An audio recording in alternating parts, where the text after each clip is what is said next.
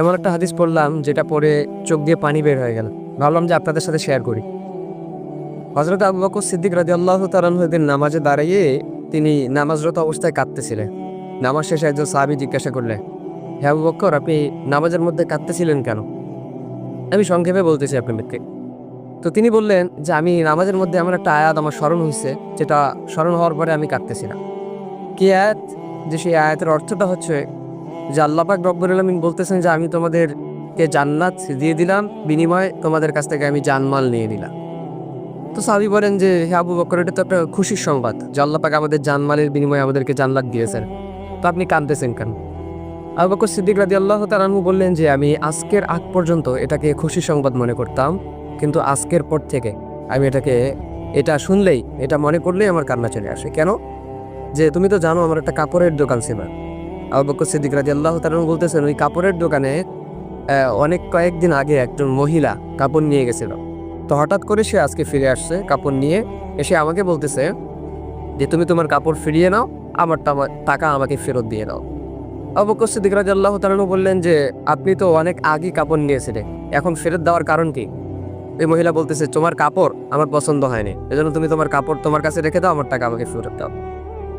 আবু বকর সিদ্দিক রাদিয়াল্লাহু তাআলা আনহু বলতেছেন আমি কাঁদতেছি এটা ভেবে, কিয়ামতের ময়দানে সবাইকে যখন উলঙ্গ করে দাঁড় করানো হবে, সেদিন যদি আল্লাহ পাক রব্বুল আলামিন আমাকে বলে যে আবু বকর তোমার জানমাল আমি তোমাকে দিয়ে দিলাম, বিনিময়ে তুমি আমার জান্নাতকে আমার কাছে ফিরাই দিয়ে দাও, সেদিন আমি আবু বকরের হালত কি হবে?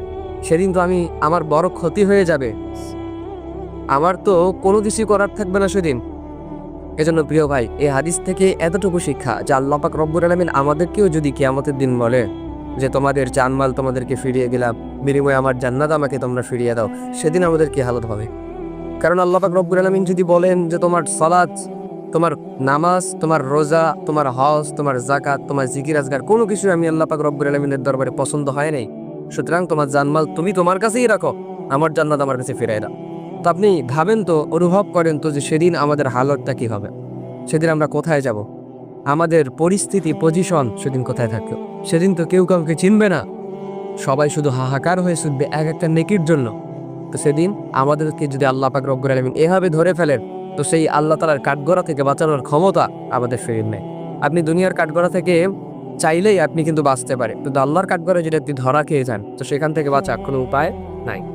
এজন্য কোনো কাজ করলে, কোনো ইবাদত করলে মনোযোগের সাথে করতে হয়। সালাত, রোজা, হজ, যাকাত, জিকির আজগার যেটাই করি না কেন মনোযোগের সহকারে যেন আল্লাহ তাআলা কবুল করেন আমার এই সালাত, আমার এই ইবাদতটা যেন আল্লাহ পাক রব্বুল আলামিন কবুল করে।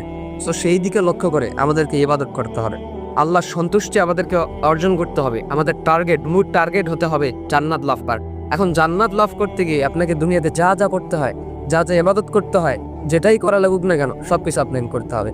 চাই সেটা বাতিলের বিরুদ্ধে জিহাদ হতে পারে, চাই সেটা নামাজ দিয়ে হতে পারে, রোজা দিয়ে হতে পারে, গরিব মিসকিনদেরকে হেল্প করে হতে পারে, সুদ ঘুষ জেনাবে বিচার ছেড়ে আল্লাহর সন্তুষ্টি অর্জন করে হতে পারে, নবীর সুন্নাহগুলো মেনে হতে পারে।